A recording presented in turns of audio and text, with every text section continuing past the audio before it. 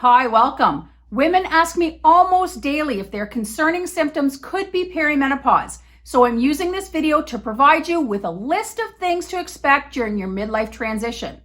There are 11 common changes that many of you will more than likely experience at some point during your perimenopausal journey.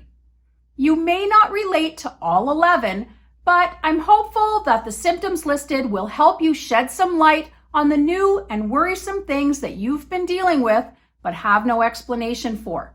Let's get started. The number one thing to expect in perimenopause before I even begin addressing symptoms and changes is to feel confused and a tad bit concerned. New, unexpected changes creep in when hormones shift, and doctors are often very unhelpful. This usually results in health anxiety and the onset of the doctor treadmill. Going from doctor to doctor in the search for answers to everything that is happening to you. If you have weird and wonderful things popping up constantly and you're beginning to question your health, perimenopause is likely. In mid-perimenopause, you can expect cycle changes, but periods are not at all affected in the beginning, which is why most women don't suspect perimenopause as a culprit for symptoms and changes initially, and become extremely anxious about what is causing their body to act up. When cycle changes begin, they usually start off mild, like changes to the number of days between periods. But for most women, they progress to being chaotic, erratic, sometimes scary, and just plain ridiculous before they disappear for good.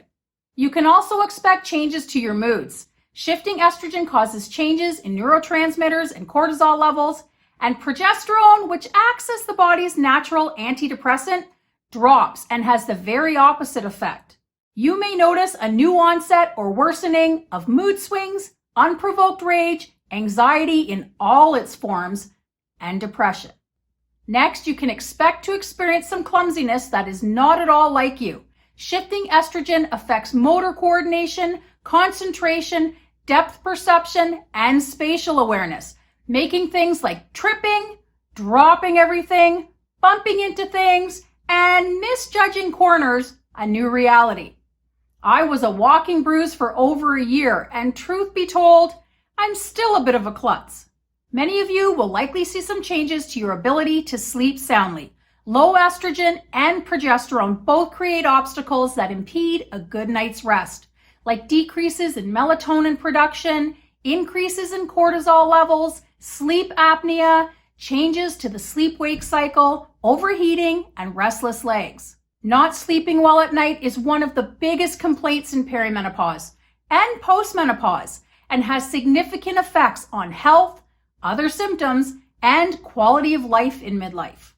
You can also expect some brain fog in perimenopause. Low estrogen affects the memory centers of the brain, like the amygdala and hippocampus, and the neurons, which deliver electrical impulses throughout the brain and nervous system.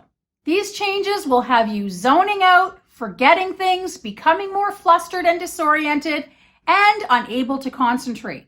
I make a lot of lighthearted content around menopause brain to give you a little break from your problems and a laugh. But in reality, it can be quite frustrating and worrisome. Unfortunately, many of you can expect some variety of discomfort.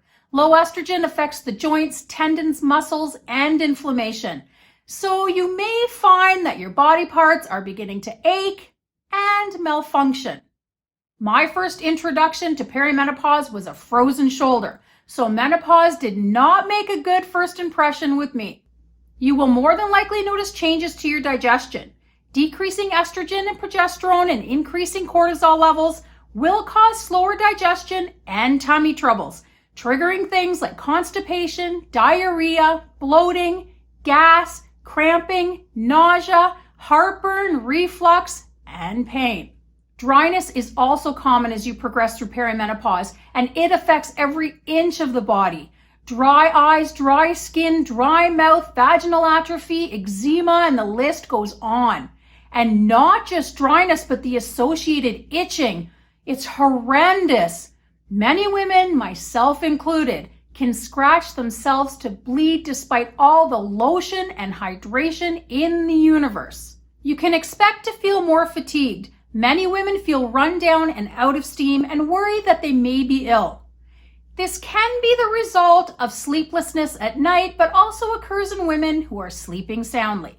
Unfortunately, a good percentage of you will notice symptoms and discomforts popping up randomly and unexpectedly and cycling in and out as you move through perimenopause and closer to menopause. Some of these symptoms are weird and unexpected and may catch you by surprise. I'll link my video listing 100 possible symptoms in the description and the comments if you want to know what they are. Perimenopause can be very worrisome and chaotic, and doctors are often not a good source of information. The 11 changes that I talked about should give you a pretty good rundown of the experiences to expect in perimenopause and hopefully help alleviate some of your concern.